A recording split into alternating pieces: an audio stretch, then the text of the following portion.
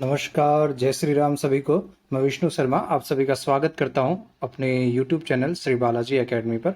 उम्मीद करता हूं आप सभी स्वस्थ होंगे और सभी को 15 अगस्त की ढेर सारी शुभकामनाएं। और शुरू करते हैं इसके साथ ही हमारे चैप्टर को। और कल हमने जो चीज़ें देखी थी उसी के आगे हम कंटिन्यू करते हैं। कल रेस्पिरेशन सिस्टम पर हमने अपने टॉपिक को एंड किया था, आज वहीं से हम उसको शुरू करते हैं। तो आपके सामने स्क्रीन पर दिख रहा होगा रेस्पिरेशन सिस्टम का जो टॉपिक है वो। We eat various types of food which has to pass through the same digestive tract, and naturally the food has to be processed to generate particles which are small and of the same texture. This is achieved by crushing the food with our teeth. अब जब भी आप किसी खाने को खाते हो, food को खाते हो, तो उसके सबसे पहला पोर्शन आपका आता है माउथ। माउथ से आप सबसे पहला काम क्या करते हो? माउथ में दो काम होते हैं, ठीक है। पहला काम कि आपके जो फूड होता है उसको क्रश किया जाता है, क्योंकि आप जैसे मान लो कि रोटी है, रोटी का एक कौर खाते हो तो एकदम छोटा सा नहीं खाते, आप थोड़ा बड़ा खाते हो, तो उसको क्रश किया जाता है। क्रश करने के साथ साथ दूसरा एक और काम होता है जिसमें आपका जो टंग होता है, सलाइवरी ग्लैंड्स जो होती हैं वो सलाइवा उसके अंदर मिक्स करती हैं और टंग उसे रोटेट करके पूरी तरीके से वो सलाइवा पूरे खाने के ऊपर कोट करता है।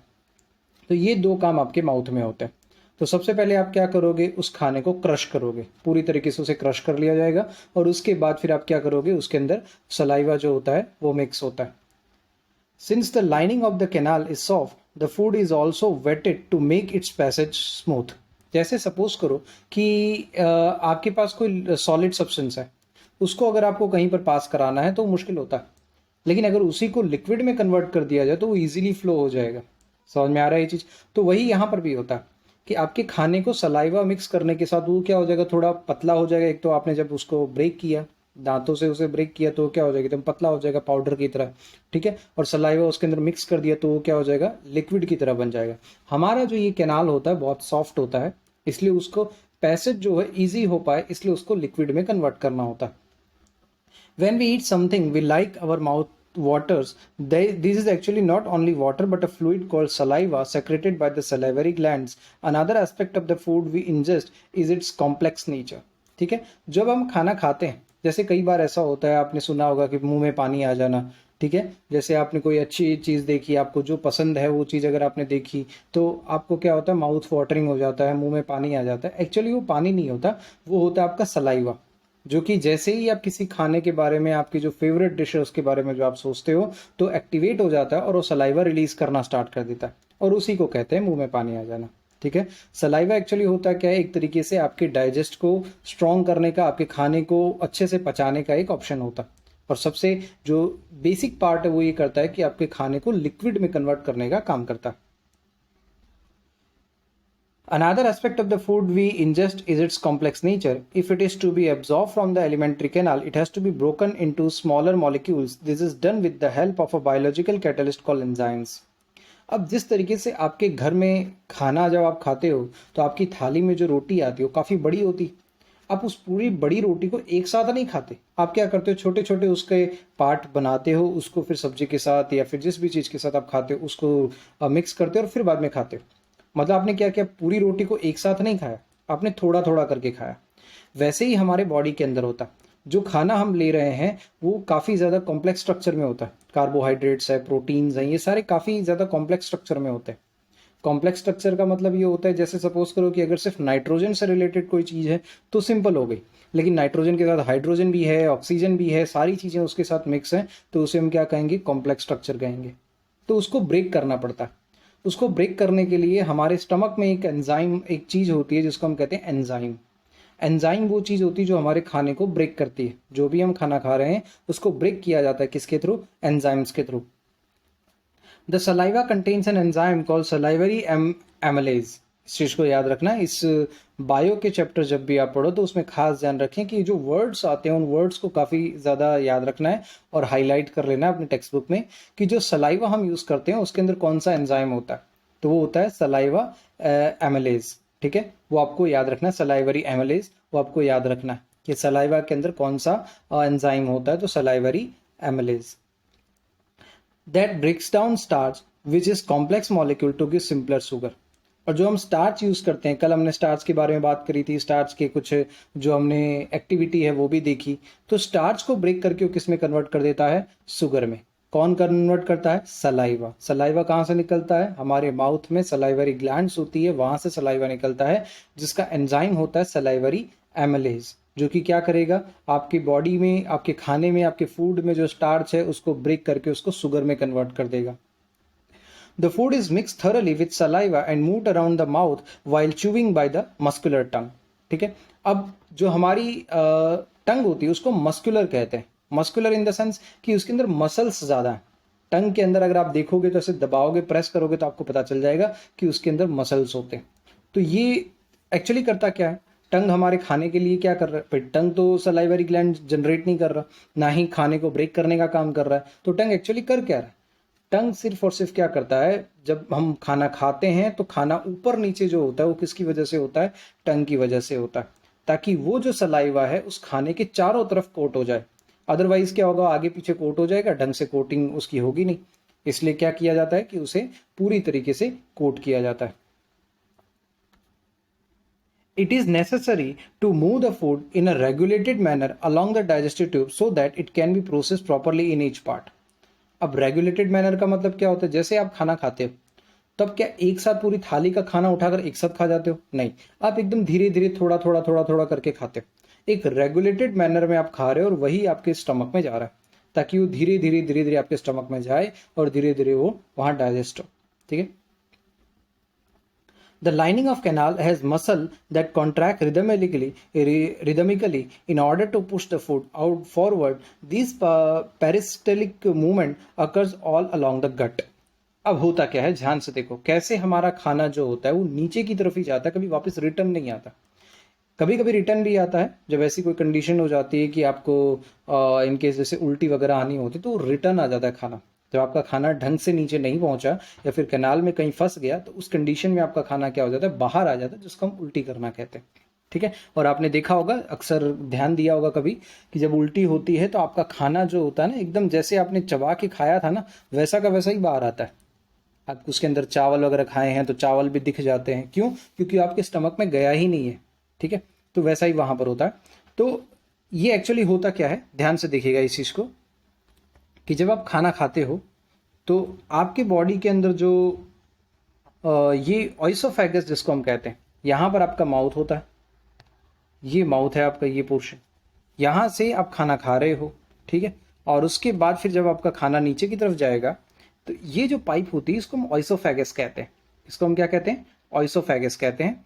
अब यहाँ एक्चुअली होता क्या है कि आपका खाना जैसे जैसे जाएगा वैसे वैसे, जैसे ही खाना यहाँ पर है आपका, तो यहाँ से तो फूल जाएगा लेकिन पीछे से एकदम पतला हो जाएगा। और ये क्या होगा? स्ट्रेचेबल होता है। पतला इसलिए हो जाएगा ताकि ये खाना आगे की तरफ चलता रहे। अगर मान लो कि ऐसा नॉर्मल इस तरीके से पाइप है, खाना ऐसे जा रहा है, ठीक है, तो खाना क्या होगा? अगर मान लो कि खाना इस पाइप से थोड़ा कम होगा तो क्या होगा? एकदम सीधा नीचे गिरेगा। जैसे आप किसी चीज को ऊपर से नीचे की तरफ गिराते हो तो एकदम सीधा तुरंत जोर से नीचे गिरेगा, जिससे स्टमक को काफी नुकसान हो सकता है। दूसरी कंडीशन क्या हो सकती है? अगर खाना अगर मान लो कि इससे ज्यादा वो हो, तो ये मान लो कि पाइप है और खाना आपका इससे भी ज्यादा मतलब बड़ा हो, तो बीच में अटक जाएगा। समझ में आया? अगर आपकी पाइप स्ट्रेचेबल ना हो तो ये दो कंडीशन हो सकती हैं जो दोनों ही हमारे लिए नुकसानदायक है, क्योंकि खाना अटक जाएगा तो खाना ना तो नीचे जा पाएगा ना बाहर आ पाएगा। क्लियर है ये चीज? इसलिए हमारी जो ऑइसोफेगस होती है, हमारा जो बॉडी का जो ये पाइप होता है जिसके थ्रू खाना जाता है, वो एकदम स्ट्रेचेबल होता है। कैसा होता है? स्ट्रेचेबल होता है। जिस तरीके सपोज करो कि इस तरीके से कुछ स्ट्रक्चर वहां जनरेट हो जाता है। जैसे खाना यहाँ पर है तो ये क्या हो जाएगा? इस तरीके से यहाँ फूल गया और नीचे से पतला हो गया।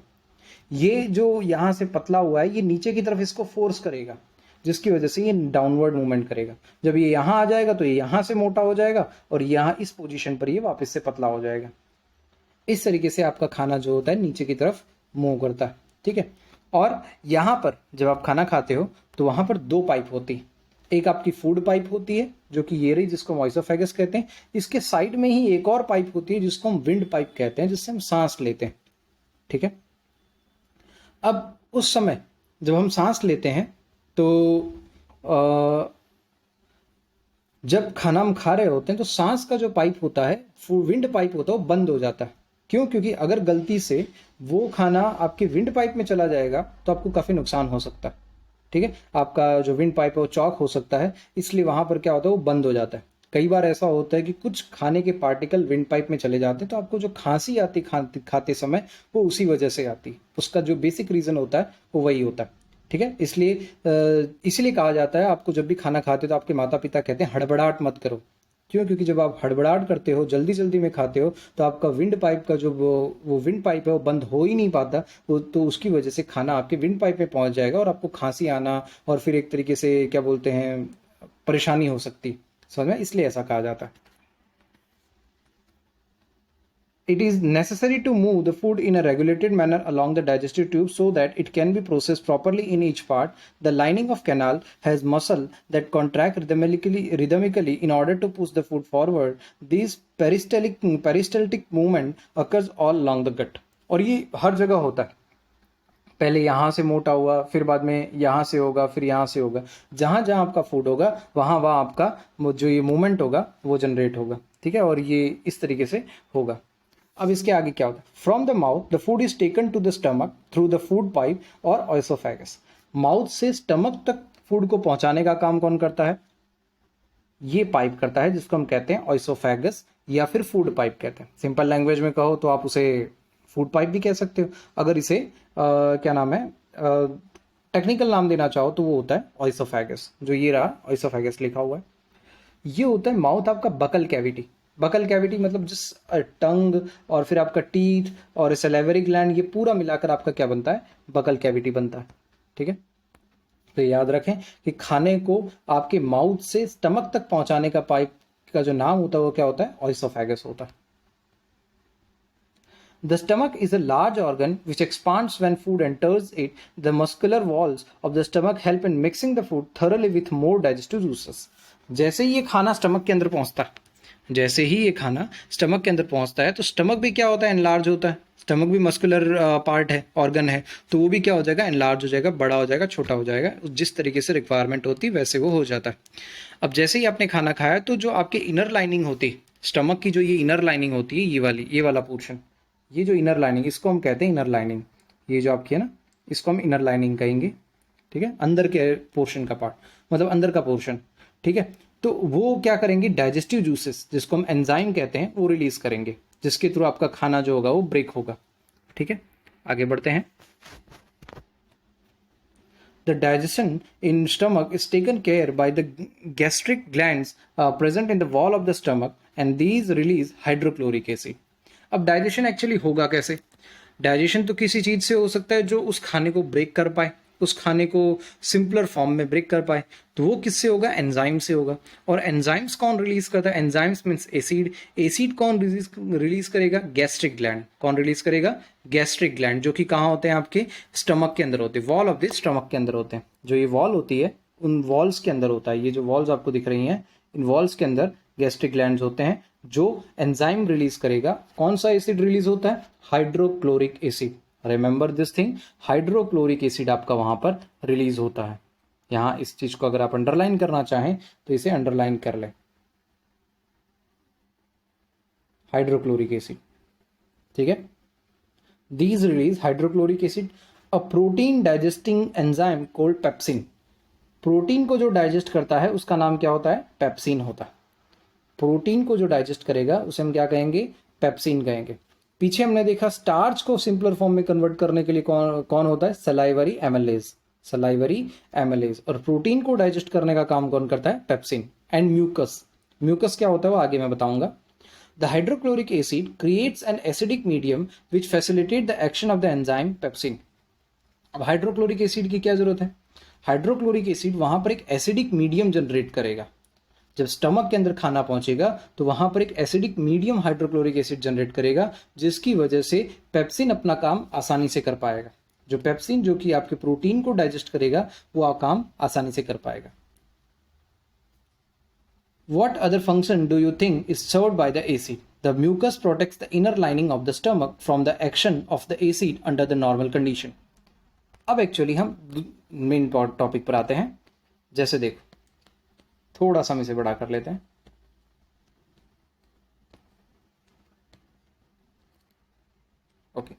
नाउ सी, ये आपका स्टमक है। जब हाइड्रोक्लोरिक एसिड रिलीज होगा, तो हाइड्रोक्लोरिक एसिड तो क्या होता है, एसिड होता है। एसिड की वजह से आपकी जो इनर लाइनिंग है इनको डैमेज हो सकता है, इनर लाइनिंग को डैमेज हो सकता है, क्योंकि आपकी बॉडी एसिड को झेलने के लिए नहीं बनी। जैसे सपोज करो कि आप अपने घर में टॉयलेट क्लीनर यूज करते हो, दैट इज ऑल्सो एसिड, ठीक है। वो अगर गलती से आपकी हाथ पर पड़ जाए तो आपको काफ़ी जलन फील होती है। क्यों होती, जबकि उसके अंदर तो 5% एसिड है सिर्फ, तब भी आपको काफ़ी जलन फील होती है। समझ में आया? तो यहाँ तो एसिड काफ़ी अच्छे क्वांटिटी का एसिड है, समझ में आया? तो आपकी इनर लाइनिंग को खराब कर सकता है। और हम तो डेली कम से कम दिन में 2 बार खाना खाते हैं, तो ये प्रोसेस तो डेली दिन में एटलीस्ट 2 बार तो हो ही रही है। तब वैसी कंडीशन में अगर ऐसे, तो फिर हमारा स्टमक खत्म हो जाएगा। इसलिए जैसे ही आपकी बॉडी में हाइड्रोक्लोरिक एसिड जनरेट होता है, स्टमक में जैसे ही हाइड्रोक्लोरिक एसिड जनरेट होता है, वैसे ही यहाँ पर एक म्यूकस, एक लेयर बन जाता है। म्यूकस क्या होता है, जो आपके स्टमक को हाइड्रोक्लोरिक एसिड के बैड इफेक्ट से बचाता है, हाइड्रोक्लोरिक एसिड के बैड इफेक्ट से बचाएगा। हाइड्रोक्लोरिक एसिड का जो भी डैमेज होगा वो आपके इनर लाइनिंग पर, स्टमक की इनर लाइनिंग पर नहीं होने देगा। वही होता है आपका म्यूकस, ठीक है। उसको प्रोटेक्ट करके रखता है। जैसे सपोज करो कि अगर आप एसिड को रखते हो, तो एसिड अगर मान लो किसी स्टील के बर्तन में रखोगे या उसमें रखोगे, तो स्टील के बर्तन को खराब कर देगा, उसे जंग लगा देगा। इसलिए एसिड को किस में रखा जाता है, ऐसी चीज पर रखा जाता है जिसके साथ एसिड रिएक्शन नहीं करता। और वो क्या होता है, प्लास्टिक। तो प्लास्टिक के जो कंटेनर होते हैं उनके अंदर एसिड को रखा जाता है। समझ में आया? हैवी प्लास्टिक्स होते हैं उनके साथ वो रिएक्शन नहीं करता, ठीक है। तो वैसा ही यहाँ पर भी होता है कि म्यूकस एक ऐसा सब्सटेंस होता है जो एसिड से हमारे इनर लाइनिंग को, स्टमक के इनर लाइनिंग को बचाता है। और इसी वजह से जैसे ही आप खाना खाते हो, जैसे ही आप स्टमक के अंदर खाना जाता है, तो हाइड्रोक्लोरिक एसिड जनरेट होगा, और हाइड्रोक्लोरिक एसिड के साथ साथ म्यूकस भी जनरेट होगा, जिसकी वजह से हमारा खाना तो डाइजेस्ट हो, लेकिन हमारे स्टमक को कोई नुकसान ना हो, ठीक है। तो आई होप यहाँ तक आपको समझ आ गया होगा। आगे बढ़ते हैं।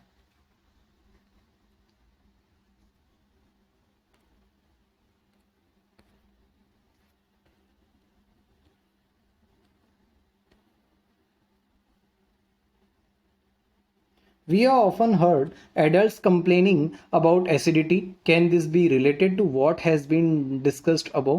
ठीक है। अब आपने कई बार सुना होगा, कई लोग ऐसा कहते हैं कि हमें एसिडिटी हो गई है।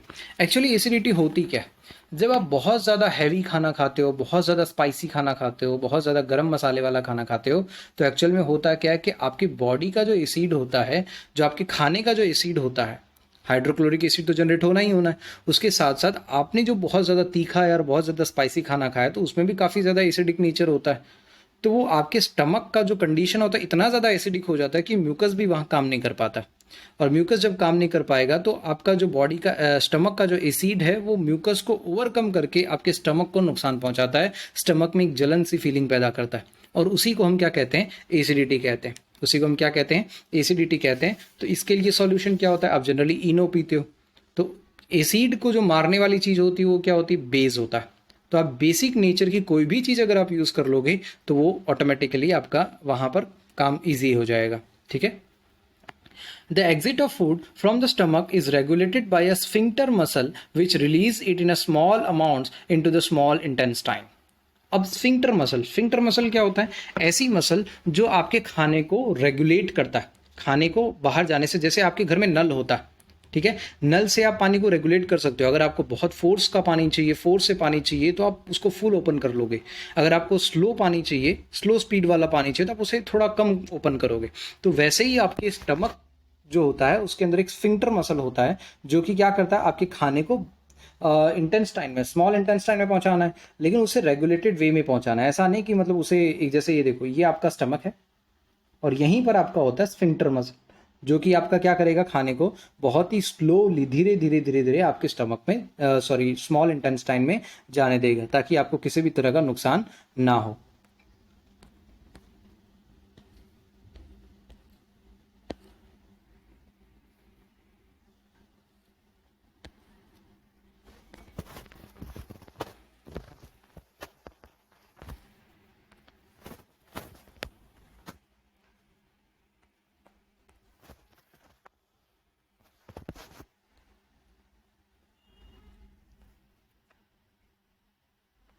From the stomach the food now enters the small intestine. अभी तक फूड कहाँ था? स्टमक में था। स्टमक में उसमें हाइड्रोक्लोरिक एसिड रिलीज हुआ, पेप्सिन रिलीज हुआ जिसकी वजह से प्रोटीन का डाइजेशन होता है, म्यूकस रिलीज हुआ जिससे स्टमक की इनर लाइनिंग प्रोटेक्ट रहती है। अब वो कहाँ जा रहा है? स्मॉल इंटेस्टाइन में जा रहा है। This is the longest part of the alimentary canal which is fitted into a compact space because of extensive coiling. नाम इसका क्या है? स्मॉल इंटेस्टाइन, लेकिन इसकी जो लेंथ होती है बहुत बड़ी होती है। और एलिमेंट्री कैनाल में सबसे बड़ी लेंथ किसकी होती है? स्मॉल इंटेस्टाइन की होती है। और ये इस तरीके के वे में होता है, बहुत ही मतलब कॉम्पैक्ट वे में होता है, बहुत ही इस तरीके से कॉइल कॉइल के फेम में होता है, इस तरीके से कॉइलिंग होता है उसका, इस तरीके से होता है, एकदम सीधा नहीं होता। और इसी वजह से ये इतना बड़ा होने के बावजूद भी हमारे छोटे से स्टमक में या फिर छोटी सी जगह पर ये एडजस्ट हो जाता है। The length of the small intestine differs in various animals depending on the food they eat. Herbivores eating grass need a longer small intestine to allow the cellulose to be digested. Meat is easier to digest. Hence, carnivores like tigers have a shorter small intestine. Intestine की length कितनी होती है वो depend करता है कि किस तरह का खाना आप खा रहे हो। जैसे हर्बीवोर्स होते हैं तो हर्बीवोर्स क्या खाते हैं? घास खाते हैं। घास में क्या होता है? सेलुलोज होता है। और सेलुलोज जो होता है डाइजेस्ट होने में काफ़ी ज़्यादा हैवी होता है। और यही वजह होती है कि जो हर्बीवोरस होते हैं उनका इंटेस्टाइन काफ़ी लंबा होता है क्योंकि उसे डाइजेस्ट होने में समय लगता है। लेकिन अगर आप बात करें कार्निवोरस की तो कार्निवोरस क्या खाते हैं? मीट खाते हैं। और मीट ऑलरेडी अपने आप में एक तरीके से क्या है? एनर्जी है, समझ में आया? इसलिए उसको डाइजेस्ट करने में ज़्यादा समय नहीं लगता। तो वो क्या होता है? इसलिए कार्निवोरस का जो इंटेस्टाइन होता है, स्मॉल इंटेस्टाइन, वो छोटा होता है। तो ये डिपेंड करता है कि आप किस तरह का खाना खा रहे हो। The small intestine is the site of the complete digestion of carbohydrates, protein and fats. ठीक है। अब अभी तक क्या क्या डाइजेस्ट हुआ हमारे पास? अभी तक सिर्फ प्रोटीन डाइजेस्ट हुआ है, प्रोटीन को सिंपल फॉर्म में कन्वर्ट किया गया है। लेकिन स्मॉल इंटेस्टाइन में कार्बोहाइड्रेट है, प्रोटीन है, फैट्स है, इन सबको कंप्लीट डाइजेस्ट किया जाएगा। अभी तक उसे ब्रेक किया गया था। डाइजेशन का मतलब क्या होता है? किसी भी खाने को, फूड को ब्रेक करना, ब्रेक करके उसको एब्जॉर्ब करना, ये डाइजेशन का कंप्लीट मीनिंग होता है। तो जो कंप्लीट डाइजेशन होगा वो कहाँ होगा? स्मॉल इंटेस्टाइन में होगा। It receives the secretion of the liver and pancreas for this purpose. ठीक है। सेक्रेशन, सेक्रेशन मतलब क्या होता है? किसी चीज को रिलीज करना। यहाँ पर क्या रिलीज होते हैं? एंजाइम्स रिलीज होते हैं जो उनको ब्रेक करते हैं। कार्बोहाइड्रेट है, प्रोटीन है, फैट है, उनको ब्रेक करते हैं। The food coming from the stomach is acidic and has to be made alkaline for the pancreatic enzymes to act. Bile juice from the liver accomplishes this in addition to acting on fats. ठीक है। अब जो खाना stomach से आया है वो कैसा है? एसिडिक है। क्यों? क्योंकि उसके अंदर हाइड्रोक्लोरिक एसिड मिला हुआ है, ठीक, एंजाइम्स मिले हुए हैं। लेकिन अब उसे क्या करना पड़ेगा? अल्कलाइन बनाना पड़ेगा। अल्कलाइन मतलब बेसिक बनाना पड़ेगा, मतलब उसका एसिडिक नेचर थोड़ा कम करना पड़ेगा। तो उसके लिए उसमें क्या करना पड़ता है? बाइल जूसेस मिलाए जाते हैं, जो कि कहाँ से आता है? लीवर से आता है। ठीक है। जो क्या करेगा? बाइल जूसेस उसको, जो उसका एसिडिक नेचर है उसको थोड़ा रिड्यूस कर देगा, जिसकी वजह से उसका डाइजेशन ईजी हो जाएगा। Fats are present in the intestine in the form of large globules which makes it difficult for enzyme to act on them. ठीक है। Bile salts break them down into smaller globules increasing the efficiency of enzyme action. जो fat होते हैं, fat एक globules के form में होते हैं। ग्लोब्यूल्स मतलब एक स्ट्रक्चर होता है, जिस तरीके से आप रोटी की हमने बात करी, तो वैसे ही कुछ स्ट्रक्चर होता है जो उसको एंजाइम को एक्ट नहीं करने देता। तो वैसी कंडीशन में आप क्या करोगे कि जो फैट होगा उसको जो बाइल जूसेस होते हैं वो स्मॉलर पार्टिकल्स में डिवाइड कर देते हैं, स्मॉलर पार्टिकल्स में डिवाइड कर देते हैं, जिसकी वजह से क्या होगा कि स्मॉलर पार्टिकल्स में जैसे जैसे वो डिवाइड हो जाएंगे तो एंजाइम्स इजीली वहां पर रिएक्ट कर पाएंगे, एंजाइम्स इजीली वहां पर रिएक्ट कर पाएंगे और आगे की प्रोसेस कंप्लीट कर पाएंगे। Bile salts break them down into smaller globules, increasing the efficiency of enzyme action. This is similar to the emulsifying action of soap on dirt that we have learned about in chapter 4. ठीक है। ये हम पढ़ेंगे आगे धीरे धीरे जैसे जैसे टॉपिक आएगा, वैसे कि डर्ट जो होता है उसको निकालने के लिए किस तरीके से हम यूज़ करते हैं। जैसे ऑयल और वाटर कभी मिक्स नहीं होता, लेकिन जो सोप होता है, सोप के अंदर इस तरह की प्रॉपर्टी होती है जो ऑयल को भी पकड़, उसके एक हेड होता है और एक टेल होता है, तो एक पार्ट जो होता है ऑयल को पकड़ देता है और एक पार्ट पानी को पकड़ देता है, और जैसे ही आप उसके ऊपर ब्रश रब करते हो तो वो पूरा का पूरा जो गंदगी होता है वो निकल जाता है, क्योंकि जो गंदगी होता है वो ऑयल की वजह से ही होता है, तो ऑयल को वो निकाल देता है। इस तरीके से आप यूज़ करते हो, तो वैसा ही यहाँ पर भी होता है कि बाइल जूस जो होता है एंजाइम्स को इस तरीके से मतलब फैट को इस तरीके से छोटा कर देता है जिसकी वजह से एंजाइम जो होते हैं वहाँ पर प्रॉपरली वर्क कर पाते हैं। The pancreas secretes pancreatic juice which contains enzymes like trypsin for digesting protein and lipase for breaking down emulsified fats। ठीक है, अभी जो लीवर ने क्या जूस रिलीज किया था, बाइल जूसेस। ये चीज़ें आपको बहुत अच्छे से याद रखनी है, एग्जाम में आप लिखोगे तो ये वर्ड जो है आपके आने ही चाहिए। और ये टॉपिक डाइजेस्टिव सिस्टम बहुत ही इंपॉर्टेंट है, ये बहुत ही बार पूछा जाता है, तो इसको अच्छे से एक बार दिमाग में बैठा लीजिएगा। तो जो लीवर है वो क्या रिलीज कर रहा है, बाइल जूसेस। और जो पेनक्रियाज है, पेनक्रियाज क्या रिलीज कर रहा है, पेनक्रेटिक जूसेस रिलीज कर रहा है।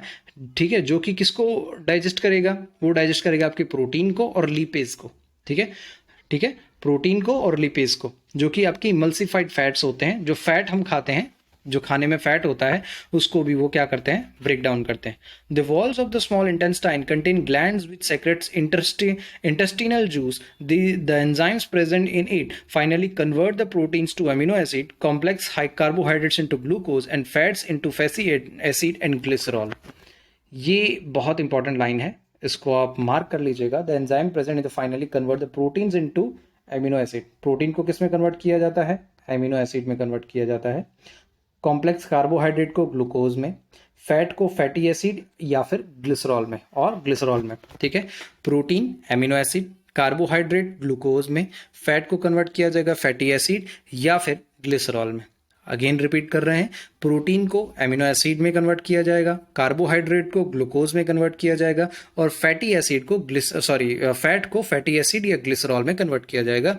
ये बहुत इंपॉर्टेंट है, इसको अंडरलाइन कर लीजिएगा। ठीक है, digested food is taken up by the walls of the intestine. The inner lining of the small intestine has numerous finger-like projection called villi, which increase the surface area of the absorption। जो आप small intestine की जब आप बात करते हो, तो small intestine के अंदर अब एब्जॉर्प्शन हमें करना है, तो इस तरह का जो स्ट्रक्चर होता है, जैसे ये पाइप है, उसके अंदर छोटे छोटे हेयर लाइक स्ट्रक्चर्स होते हैं, जिनको हम क्या कहते हैं, विलीज कहते हैं। और ये क्या करते हैं, आपका एब्जॉर्प्शन का, अब सारी चीज़ें ब्रेक हो चुकी है भाई, प्रोटीन ब्रेक हो गया, कार्बोहाइड्रेट ब्रेक हो गया, फिर आपका फैट ब्रेक हो गया, सब कुछ तो ब्रेक हो गया। अब उनको क्या करना है, एब्जॉर्ब करना है। ये जो न्यूट्रिएंट अब बना है उसको आप क्या करोगे, एब्जॉर्ब करोगे। एब्जॉर्प्शन करने के लिए जितना ज़्यादा आपका सरफेस एरिया होगा उतना ही ईजी होगा आपका एब्जॉर्प्शन। तो वहाँ पर एक स्ट्रक्चर होता है जिसको हम कहते हैं विली, इंटेस्टाइन के अंदर ही होता है। इस तरीके से हेयर लाइक स्ट्रक्चर्स होते हैं जिनको हम कहते हैं विली। और वो क्या करेंगे, जितने ज़्यादा हेयर्स होंगे उतना ही एब्जॉर्प्शन ईजी होगा।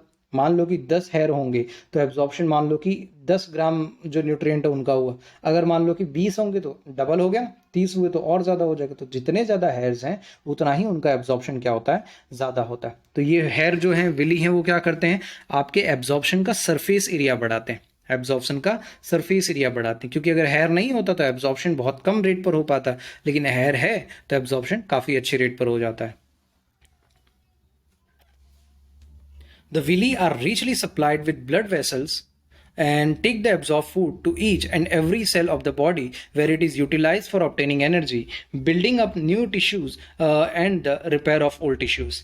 अब ये जो आपके विली हैं, ये डायरेक्टली कनेक्टेड होते हैं किससे, ब्लड वेसल से। किससे कनेक्टेड होते हैं, ब्लड वेसल से। और ब्लड वेसल क्या करेगा, इस न्यूट्रिएंट को बॉडी के हर एक सेल तक पहुंचाएगा। और फिर बाद में ये एनर्जी कहाँ यूज़ होगी, जो आपके सेल हैं जहाँ जिनको रिपेयर की ज़रूरत है उनको रिपेयर किया जाएगा, जो पुराने सेल है उनकी जगह नए सेल बनाए जाएंगे। तो इस तरीके से आपका पूरा डाइजेस्टिव सिस्टम जो होता है वो वर्क करता है। The unabsorbed food is sent into the large intestine. There its wall absorbs more water from the material. The rest of the material is removed from the body via the anus. The exit of these waste material is regulated by the anal sphincter। ठीक है, अब जो हमने खाना खाया, ठीक है, जो हमने खाना खाया वो एब्जॉर्ब हो गया। एब्जॉर्ब होने के बाद स्मॉल इंटेस्टाइन में ऑलमोस्ट एब्जॉर्ब हो जाता है आपका खाना, फिर वो जाता है लार्ज इंटेस्टाइन में। लार्ज इंटेस्टाइन में सिर्फ इतना ही काम होता है कि जो पानी उसके अंदर एक्स्ट्रा बच गया है उस पानी को भी वो क्या करेगा, एब्जॉर्ब कर लेगा। और उसके बाद फिर वो खाना आपके बॉडी से बाहर निकल जाएगा। कहाँ से, एनएस के थ्रू। ठीक है, जो भी कचरा है वो एनएस के थ्रू निकल जाएगा। और वहाँ रेगुलेट किससे होता है, एनाल स्फिंक्टर। एनाल स्फिंक्टर से रिलीज होता है, वो वहाँ रेगुलेट होता है। ऐसा नहीं होता कि जब आपको खाना बॉडी से बाहर निकालना तो जब चाहे ऑटोमेटिकली निकल गया, आप जब जाते हैं टॉयलेट में तभी वो निकलता है। तो उसको रेगुलेट करने का काम कौन करता है, एनाल स्फिंक्टर करता है। ठीक है, आगे बढ़ते हैं। Caries dental caries of tooth decay cause gradual softening of enamel and denting, and it begins when bacteria acting on sugars produce acids that softens or demineralise the enamel masses of bacteria. अब actually होता क्या है, मैं इसको simple way में बता देता हूँ। आपका जो दांत होता है, दांत के ऊपर एक इनेमल होता है। इनेमल मतलब एक तरीके से कोटिंग, जो आपके दांत को खराब होने से बचाती। ठीक है, अगर ये कोटिंग हट जाए तो आपके दांत खराब होना स्टार्ट हो जाते हैं, आपके दांतों में कीड़े लगना स्टार्ट हो जाता है। ठीक है, और ये किस वजह से खराब होती है? ये एसिडिक नेचर की चीज़ें ज़्यादा खाने से होती है, या फिर कोई ऐसी चीज़ जो मीठी है, जैसे मान लो कुछ आपने मीठा खाया, मीठा खाने के बाद आपने पानी वगैरह नहीं पिया, तो क्या होगा, वो मीठा जनरली क्या होता है, बैक्टीरिया को अट्रैक्ट जल्दी करता है। तो वहां से बैक्टीरिया अट्रैक्ट होंगे, अट्रैक्ट होकर वहां पर अटैक करेंगे, जिसकी वजह से धीरे धीरे धीरे धीरे आपकी, जिसको हम कैविटीज कहते हैं, वो इसी तरीके से होती है कि आपने कुछ मीठा खाया, मीठा खाने के बाद उसमें कुल्ले वगैरह नहीं किए, पानी वगैरह ढंग से नहीं पिया, तो क्या होगा कि वो वहाँ बैक्टीरिया जनरेट होंगे, और वो बैक्टीरिया फिर, ऐसा नहीं कि एक सिंगल टाइम प्रोसीजर है, धीरे धीरे ये प्रोसेस होती है। रेगुलर इवेंट पर अगर आप इस तरीके से करते हो तो आपकी ये चीज़ें होती हैं। ठीक है, तो फिर बाद में आपका जो दांत है उसका इनेमल खत्म हो जाता है, और फिर बाद आपके दांत सड़ना स्टार्ट हो जाते हैं। तो ये था आपका क्या नाम है, डाइजेस्टिव सिस्टम। ठीक है, ह्यूमन डाइजेस्टिव सिस्टम। इसको एक बार मैं आपको सिंपल वे में पूरा डायग्राम देखकर समझा देता हूँ। ठीक है, ध्यान से देखिएगा इसे। जैसे ही आप खाना खाते हैं, तो यहां से माउथ से आप खाना खाते हैं, जिसमें आपके टीथ क्या काम करते हैं, उस खाने को ब्रेक करने का काम करते हैं। और आपके जो ये हैं, क्या नाम है, सलाइवा है, आपका जो टंग है उसे मिक्स करता है किसके साथ, सलाइवा। जहां से क्या निकल रहा है, वो कहां से निकल रहा है, सलाइवरी ग्लैंड से। उसमें कौन सा एंजाइम होता है, सलाइवरी एमिलेज होता है। फिर वो खाना आपके ऑइसोफेगस के थ्रू स्टमक तक जाएगा।